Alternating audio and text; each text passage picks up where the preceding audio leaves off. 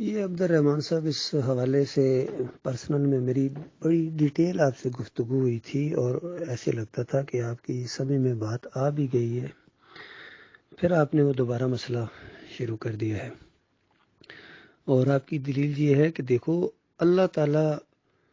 جب کہہ رہا ہے کہ اس کے سامنے سجدے میں گر گئے تو یہ لہو کی ضمیر پہ یوسف علیہ السلام کی طرف ہے نا، تو یہ تو پورے قرآن کا انداز ہے، لہو ما فی السماوات و ما فی الارض، لہو اس کی ہے، تو کیا اللہ تعالیٰ کسی اور کی کہہ رہا ہے؟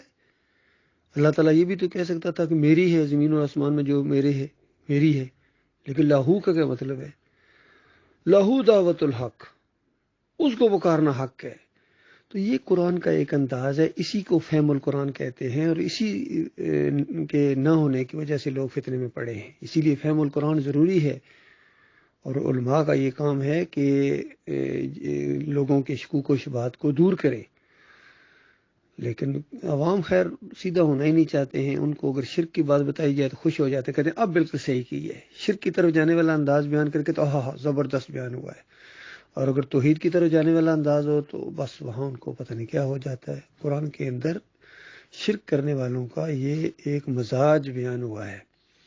کہ وَإِذَا ذُكِرَ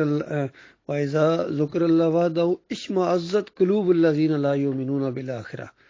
کہ جب اکیلے اللہ کا ذکر کیا جاتا ہے، اس کی توحید، اس کی دادائی، اس کی دستگیری، اس کی مشکل کشائی، حاجت روائی، غریب نوازی، رکوع اور سجدے کا ذکر کیا جاتا ہے کہ وہ اکیلا ہے اس معاملے میں، کوئی اور نہیں ہے،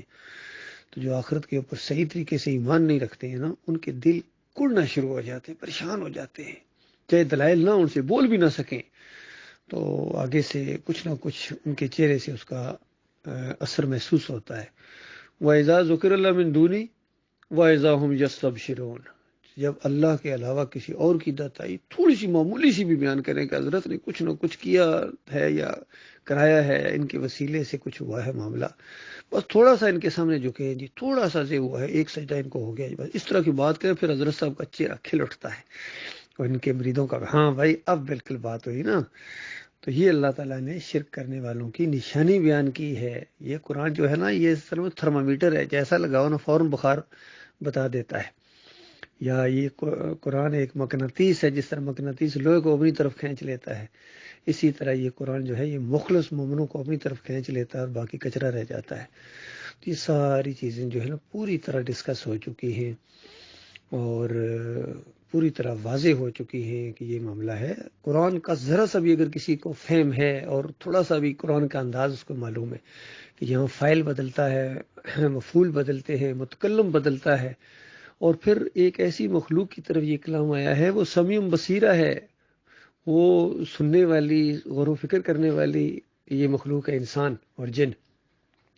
یہ محسوس کر لیتے ہیں کہ یہاں فائل کون ہے، کس کی طرف سے بات ہو رہی ہے۔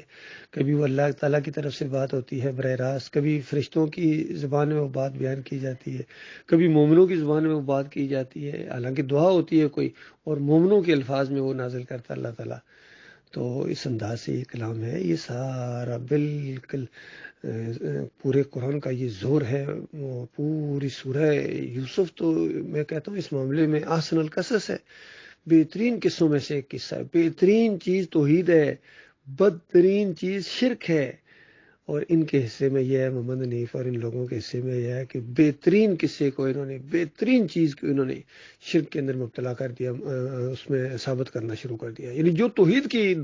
وہ تھی دلیل تھے اسی کو انہوں نے شرک میں تبدیل کر دیا۔ یہ ان کی بدبختی ضرور ہے یا چالاکی ضرور ہے، تو اسی کی یہ سزا پائیں گے دنیا میں بھی۔ مخلص مومن ان کے بارے میں کیا کہہ رہے ہیں، سمجھو یہی ان کا اصلی مقام ہے، یقین کرو، اور آگے جانے کے بعد ان کے ساتھ وہ درگت بنے گی، اور جو چلے گئے اسی شرک کے اوپر وہ تو جان گئے ہوں گے، اور انہوں نے بھی اسی راستے پر جانا ہے۔ حالانکہ اس دعوت کے جو بنیادی چیز تھی یہ توحید تھی، رد شرک تھا، کفر پہ طاغوت تھا، اس کو انہوں نے چھوڑ دیا ہے، تو ظاہری بات ہے اس کو چھوڑو گے تو پھر خود طاغوت بنو گے، یہ معاملہ تو ہونا ہی ہے۔ تب یہ محمد حنیف صاحب، سعید احمد جی خالص ایک زندہ طاغوت کی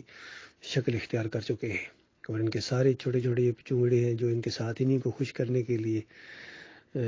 قاری خلیل الرحمن ہو، منور سلطان ہو، یہ ڈاکٹر عبداللہ عمر ہو، تو یہ انہیں کو خوش کرنے کے لیے، جماعت میں اپنا تھوڑا سا مقام بنانے کے لیے ان کو اللہ کے ہاں اپنا مقام بنانے کی کوئی فکر نہیں ہے، جنت کی کوئی فکر نہیں، جہنم کی کوئی فکر نہیں، ان کو بس جہاں دنیا میں تھوڑی سی نازمیت مل جائے، تھوڑی سی کسی چھوٹی سی مسجد کی بھی نازمیت ان کو دے دی جائے، تو اس کے بعد یہ اس شرک کو اپنانے کے لیے تیار ہو جاتے ہیں۔ بہرحال بھائی آخری بات ہماری یہی ہوتی ہے کہ اپنے اپنے نصیب کی بات ہے، اپنی اپنی قسمت کی بات ہے، جس کو جو اچھا لگا اس نے ادھر ہی رخ اختیار کیا۔ جو اینک توحید کی پہنے ہوئے ہیں ان کو اس طرح نظر آ رہا ہے کہ لہو کی ضمیر اللہ کے لیے، وہاں قرآن کا زور ہے، وخروا لہو سجدا، وہ گر پڑے لہو کی ضمیر اللہ کے لیے۔ اس لیے اس عالم دین نے ڈاکٹر مسعود الدین عثمانی رحمۃ اللہ علیہ نے زور دیا، یہاں 2 دفعہ کہا اللہ کے لیے ہے، اللہ کے لیے سجدے میں گر پڑے، اور پھر فتویٰ لگایا ٹھوک بجا کے، آنکھوں میں آنکھیں ڈال کے، اپنی گویا پوری زندگی کا اور مطالعے کا نچوڑ والے انداز میں وہ فتویٰ ہے کہ نہیں حضرت، یہ اللہ کے سامنے گرے تھے ان رحمتوں، برکتوں اور مہربانیوں کی وجہ سے جو اس خاندان پر اللہ نے کی، اور جن کا ایمان خراب ہوتا ہے، پہلے ایمان خراب ہوتا ہے تب یہ ان کی ضمیر ادھر جاتی ہے۔ اصل میں پرابلم یہ ہے کیوں یہ ادھر لے کے جا رہے ہیں زبردستی کہ یوسف علیہ السلام کی طرف جاتی ہے۔ یوسف انہوں نے پوری تحریر لکھی تھی جب یہ بدر لوگ علیحدہ ہوئے تھے، فیاض محمود باجوہ کے اس کے اوپر دستخط ہیں، اور یعقوب علی کے دستخط ہیں، بدر صاحب کے دستخط ہیں، سب ان کی جتنی پوری ٹیم تھی، سعید احمد کے بھی اس کے اوپر دستخط ہیں کہ اگر لاہو کی ضمیر یوسف علیہ السلام کی طرف لے جائے تو بس اس سے صرف جو ہے وہ فضیلت نکلتی ہے، اور جو لاہو کی ضمیر اللہ کی طرف لے جانے کی والی تفسیر ہے اس سے شرک کا رد ہوتا ہے۔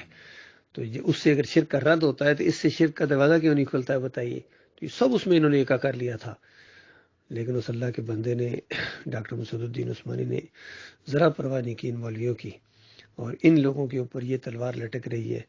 کہ یہ ایمان کی خرابی ہے، عقیدے کی خرابی ہے، لاہو کی ضمیر یوسف علیہ السلام کی طرف لے جانا۔ بالکل یہ عربی جاننے والا بھی جانتا ہے، جو قرآن کا ذرا سا فہم رکھنے والا جانتا ہے، لاہو کی ضمیر اللہ کی طرف جاتی ہے، وہاں ماحول ہی ایسا ہے، اور انبیاء جو ہیں وہ ایسے موقع کے اوپر اللہ کو سجدہ کرتے ہیں۔ یہی اللہ نے ٹیسٹ کیا اپنے وہاں۔ اللہ تعالیٰ نے صرف اتنی بات نہیں لکھی ہے، یہ نہیں کہی ہے کہ میرے سامنے سجدے میں گر گئے، صرف آپ کا ٹیسٹ لیا ہے کہ آپ سجدے کے قائل ہیں کس کو، آپ نے کون سی اینک پہنی ہوئی ہے، توحید کی یا شرک کی اینک پہنی ہوئی ہے۔ تو یہ مسئلہ ہے۔